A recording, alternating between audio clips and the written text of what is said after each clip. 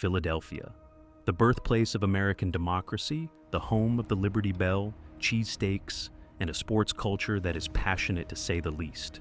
But behind all of that, the history, the pride, the traditions, there is a darker layer that most people never stop to look at. A layer full of cold cases that went nowhere, strange events that were never explained, and questions that even decades of investigation could not answer.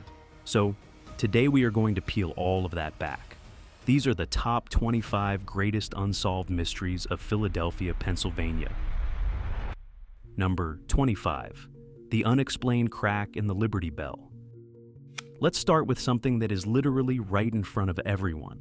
The Liberty Bell, one of the most iconic symbols in American history, has a crack that no one has been able to fully explain.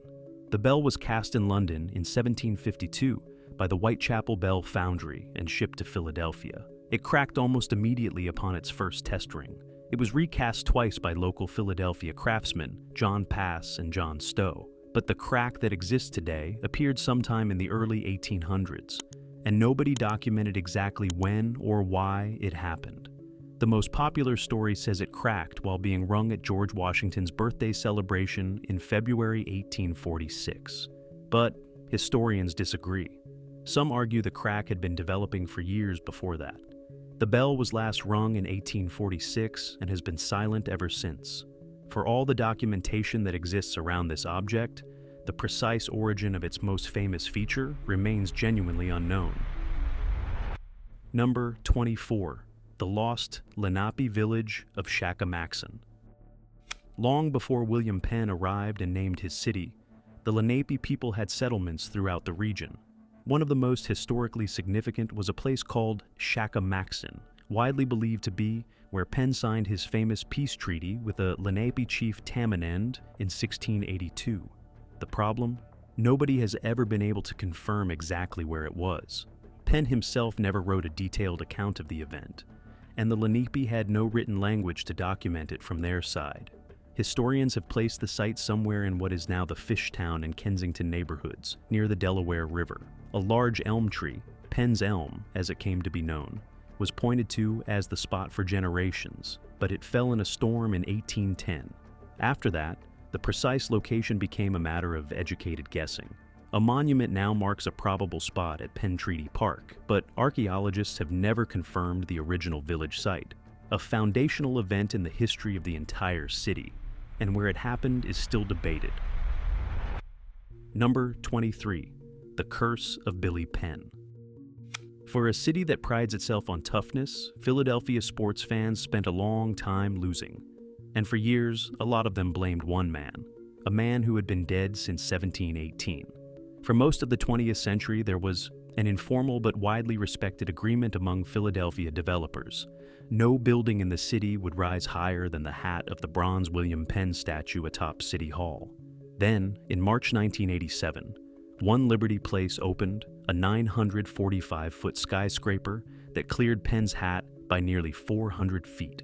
What followed was a championship drought that lasted over 20 years. The Flyers, Phillies, 76ers, and Eagles kept getting close and kept falling short. Radio host Jody McDonald said at the time, "I'm not a superstitious guy by nature, but spitting in the eye of one of the founders of our city is a bad move." In June 2007, as the Comcast Center was being topped off, workers placed a miniature statue of Penn on the highest beam. The Phillies won the World Series the following year. The Eagles won the Super Bowl in 2018. Whether it was the figurine or just the rhythm of sports, nobody has a definitive answer. Number 22. The Philadelphia Underground Tunnels. There are persistent rumors, and some documented evidence, that beneath parts of Philadelphia's older neighborhoods lies a network of tunnels that predate modern construction. Some of these tunnels were connected to the city's early water system. Others have been linked to the Underground Railroad, but the full extent of what is actually down there remains uncharted. In 2012, workers doing construction in the Old City neighborhood broke through into a previously unknown brick-lined tunnel that no one had on any city blueprint. The city investigated, filled sections back in, and moved on. Historians and urban explorers have long claimed there are more of these forgotten passages, but the city has never conducted a full survey. Philadelphia's street grid sits atop centuries of construction, demolition, and rebuilding. What is actually underneath it all, nobody can say for certain. Number 21. The Ghost of Eastern State Penitentiary. Eastern State Penitentiary opened in 1829 on Fairmount Avenue, built on a philosophy of radical solitary confinement. Prisoners were hooded when moved between cells, and they spent their sentences in near total silence and isolation. Charles Dickens visited in 1842 and wrote that the experience was immeasurably worse than any torture of the body. The prison closed in 1971 and sat abandoned for over 2 decades before becoming a museum and historic site. That abandonment period is where many of the stories come from. Workers doing restoration in the 1990s reported seeing shadowy figures, hearing unexplained voices, and feeling strong presences in certain cell blocks. A locksmith named Gary Johnson described seeing a dark shape leap from one cell into another during a routine job. Cell block 4 became associated with ghostly faces on the walls. Cell block 12 with echoing voices and what visitors describe as cackling laughter. The prison housed Al Capone and bank robber Willie Sutton over 142 years of operation. Whether any of that history left something behind is a question Eastern State has been answering differently for every person who walks through its doors. Number 20. The Dolores de la Pena Murder. In July 1972, 17-year-old Dolores de la Pena disappeared from the Kensington neighborhood of Philadelphia. She was abducted in broad daylight. Witnesses reported seeing her beaten and forced into a Chevrolet by multiple men. Her dismembered torso and arms were found 3 weeks later by a man walking his dog in Jackson Township, New Jersey. Her legs were discovered nearby in Manchester Township, about 19 miles away. Her head was never recovered. The FBI, the Philadelphia Police Department, and the New Jersey State Police launched one of the largest manhunts the region had ever seen. Over 1,500 people were questioned in the first 2 months.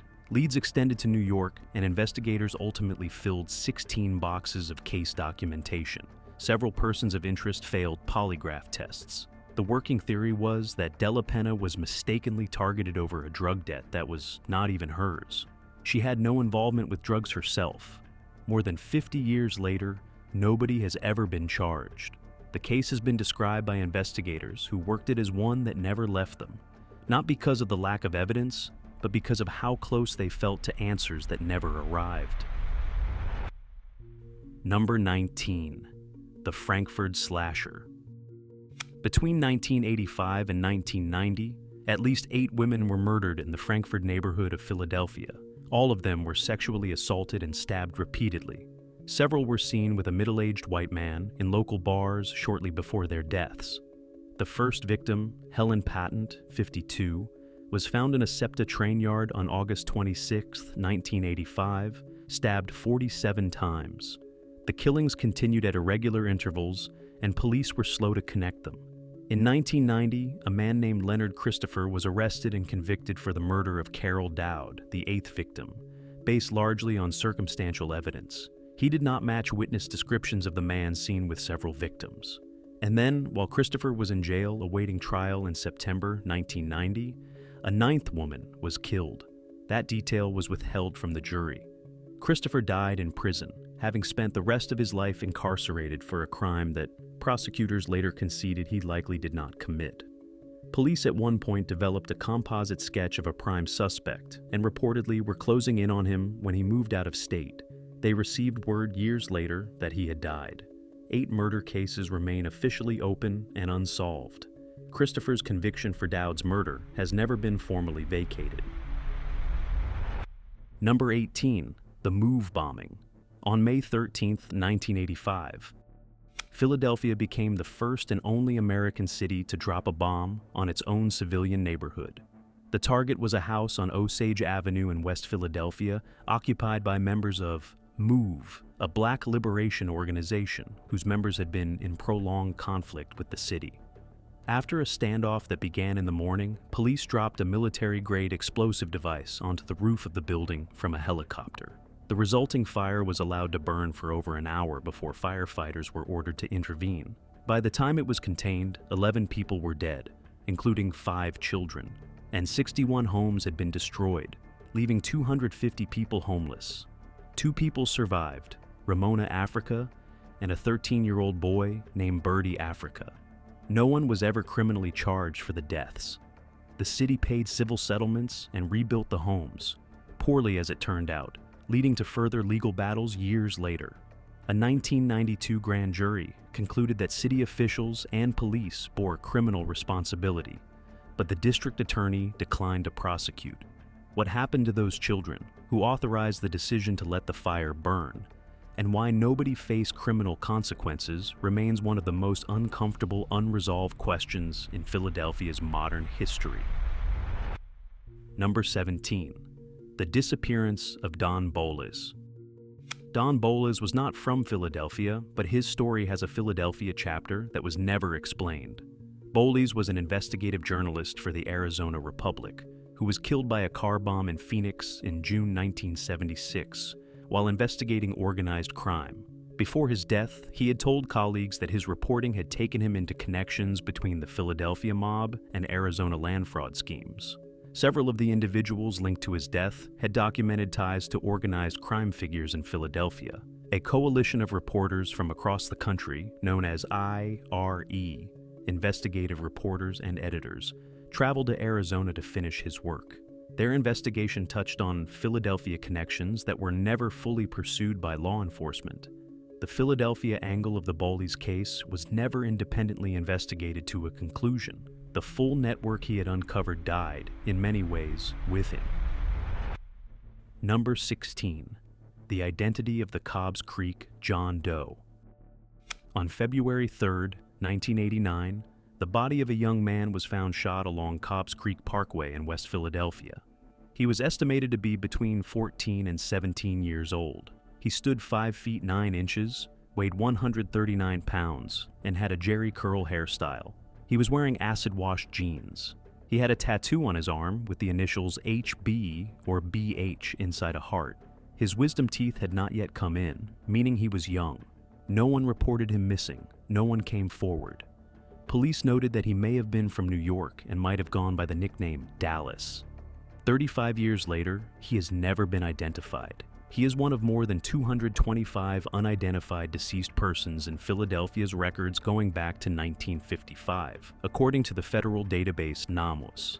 The Philadelphia Police Department and Medical Examiner's Office launched a collaborative forensic genealogy program in recent years, applying the same DNA technology that identified the boy in the box. Whether the young man found on Cobbs Creek Parkway will ever be named is an open question. Someone, somewhere, knows who he was. Number 15. The boy in the box. In February 1957, a young boy's body was found in a cardboard box on the side of Susquehanna Road in Philadelphia's Fox Chase neighborhood. He was between 4 and 6 years old, severely malnourished, and had been beaten. His hair had been recently cut. He had surgical scars on his ankle, groin, and chin. Nobody had reported him missing. For over 60 years, he was known only as America's Unknown Child. In April 2019, police exhumed the body a second time to extract DNA using modern techniques.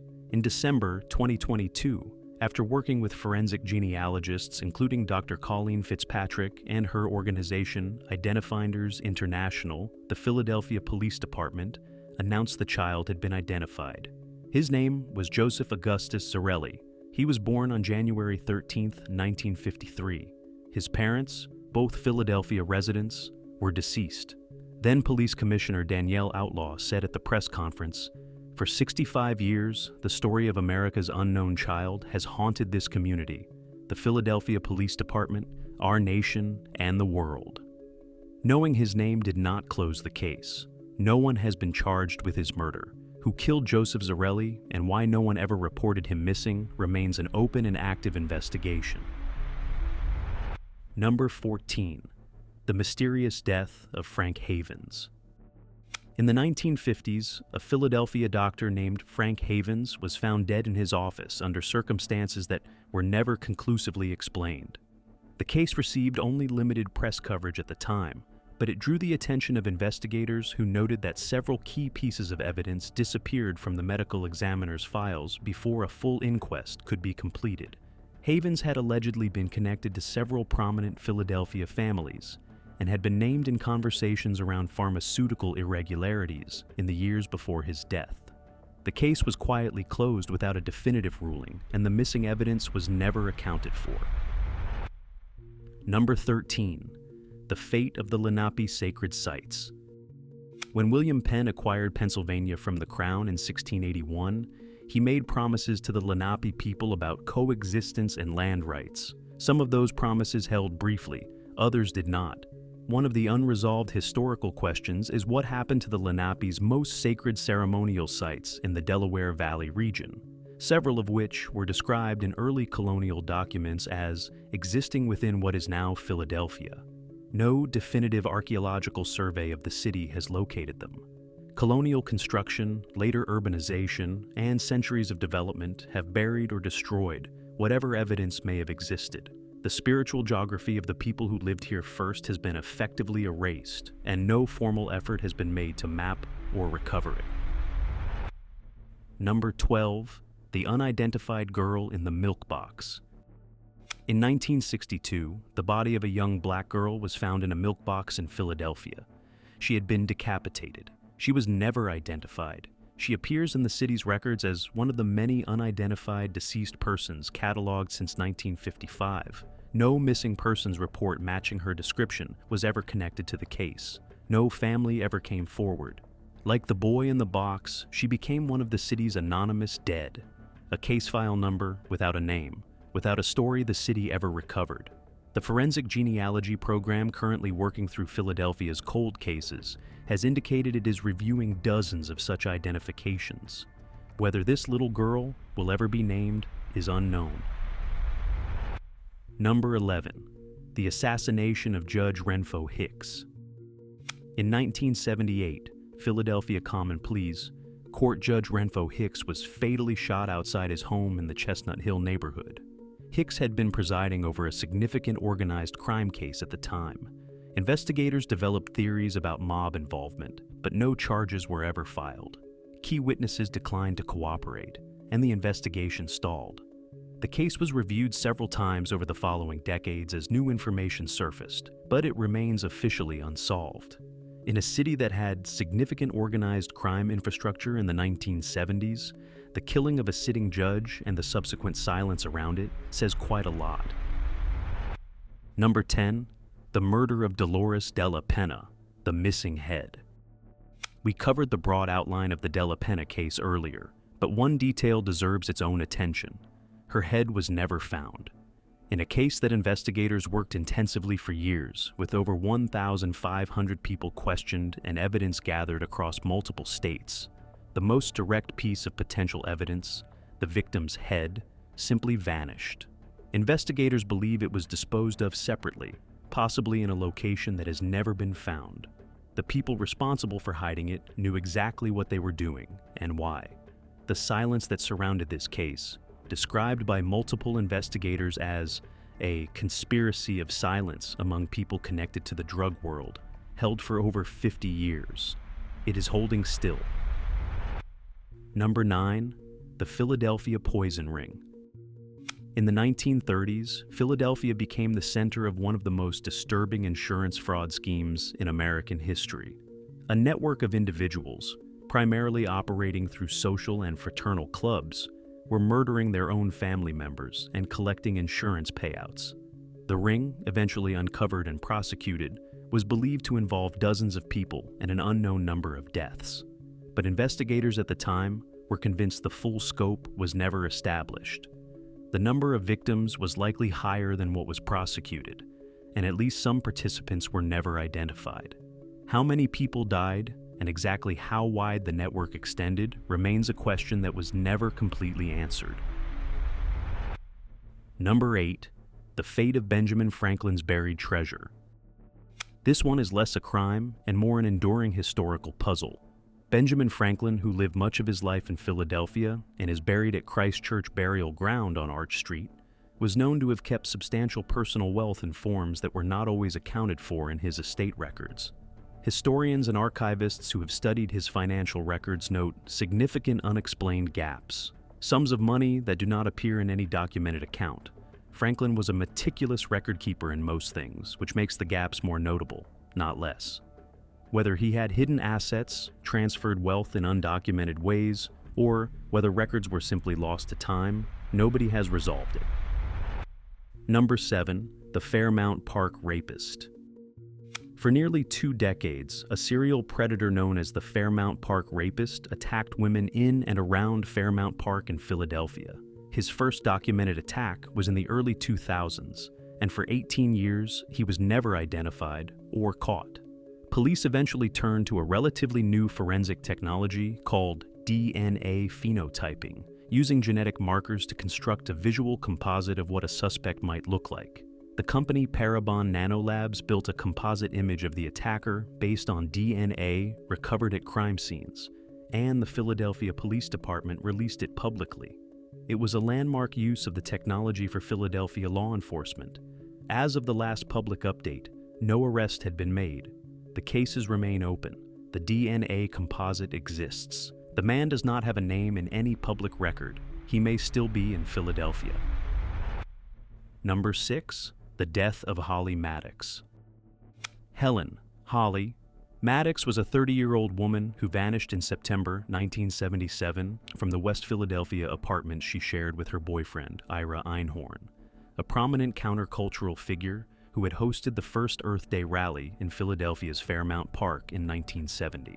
18 months after Maddox disappeared, police, acting on a tip, searched the apartment and found her mummified remains inside a locked steamer trunk in Einhorn's closet. He was arrested, posted $40,000 bail, arranged in part by prominent Philadelphia supporters, and fled the country before trial. He spent 16 years living under assumed names in Europe, eventually discovered living in a converted windmill in France with his Swedish wife.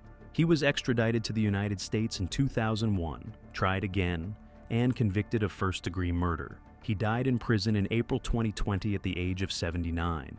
The mystery that remains is not who killed Holly Maddox. That is settled. The mystery is how a man who had a body decomposing in a trunk in his closet managed to get bail, maintained a public profile, and was supported by influential people in a city that prided itself on justice. Those questions were never fully answered. Number 5. The Marty Graham Corpse Collector. The Full Count. Harrison. Marty Graham was arrested in 1987 after the bodies of 7 women were found in his North Philadelphia apartment near Temple University. He had lured the women with drugs, strangled them, and left their remains under mattresses and trash. The stench had been reported by neighbors for months.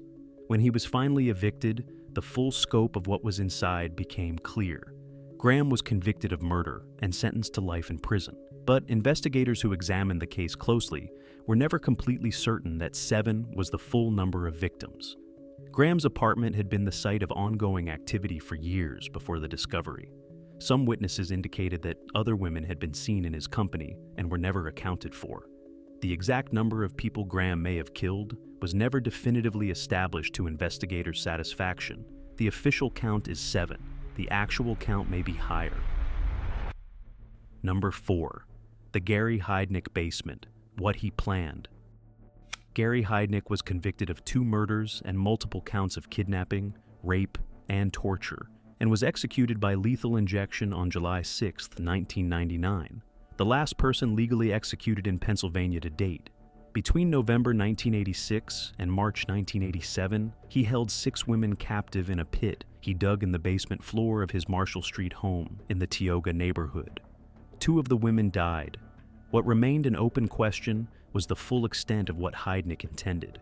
His stated goal, documented in trial testimony, was to create a family of children from the captive women. His attorney, Chuck Peruto, stated that Heidnik wanted to have a perfect race of children from these women. The full scope of what he had planned, and what he might have done if not stopped, is not something the trial record answers completely. Heidnik, despite his conviction, never gave a coherent full account of his own motivations. He maintained his innocence up to his death. A man with a documented IQ of 148 who built a fortune in the stock market chose never to explain himself. He took that with him. Number 3. The untold victims of the Frankfurt Slasher. We return to the Frankfurt Slasher because the mystery is layered in ways that a single mention cannot cover. 8 murders are officially linked to the case. Police at one point had a prime suspect, a man they were actively surveilling who then moved to another state. The murders stopped. Years later, police received information that the suspected individual had died. With him went the possibility of a confession, a trial, or any formal resolution. What that means for the 8 open cases is that they may never be closed in any legal sense. The families of those women, stabbed repeatedly, found in apartments, in a train yard, under a car, have never received any form of official justice. The women ranged in age from 28 to 68. They were all white, they all frequented bars along Frankfurt Avenue, and several had histories of mental illness or drug dependency. The full story of who the Frankfurt Slasher was will most likely never be told. Number 2. The Move Bombing. The Unanswered Questions. The Move bombing deserves a second, closer look, because beyond the known facts, the bomb, the fire, the 11 dead, there are questions that investigators, journalists, and the families of those killed have been asking for 40 years without satisfying answers. Who, specifically, authorized the decision to drop the bomb? The city's official investigations concluded that Mayor Wilson Good, Managing Director Leo Brooks, and Police Commissioner Gregor Sambor bore responsibility, but none were criminally charged. The 1992 grand jury said criminal charges were warranted. The district attorney declined. Why? That decision has never been adequately explained. Why was the fire allowed to burn for over an hour?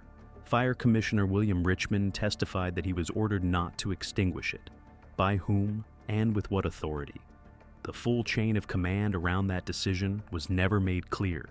And then there are the remains. In 2021, it was revealed that bones of 2 of the victims, including a child, had been retained by the city's medical examiner's office for decades and used in a university academic course without the family's knowledge or consent. Number 1. The Boy in the Box. Who killed Joseph Zarelli? We know his name now. We know he was born on January 13, 1953, and lived near 61st and Market Street in West Philadelphia.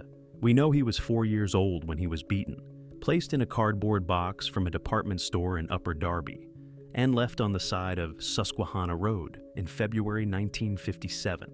We know that police have suspicions about who killed him. Captain Jason Smith of the Philadelphia Homicide Unit said as much at the 2022 press conference. But he called it irresponsible to share those suspicions publicly while the investigation remains active. We know both of Joseph's parents are dead. We know he had siblings. We know no one ever filed a missing persons report. Commissioner Danielle Outlaw said, despite the fact that Joseph Augustus Zarelli's entire identity and rightful claim to his own existence was taken away, he has never been forgotten. He is not, and neither have any of the others on this list. Philadelphia is a city of firsts, the first hospital in America, the first library, the first capital. But it is also a city that has carried its unsolved stories quietly, decade after decade. Some of these cases may eventually find answers, others probably will not. What they all share is that they happened here, to real people, in a real city that is still very much alive and still very much searching. If this video gave you something to think about, hit that like button and subscribe so you do not miss the next one. If you know something about any of these cases, any of them, the relevant authorities still want to hear from you. That's it for today. We will see you in the next one.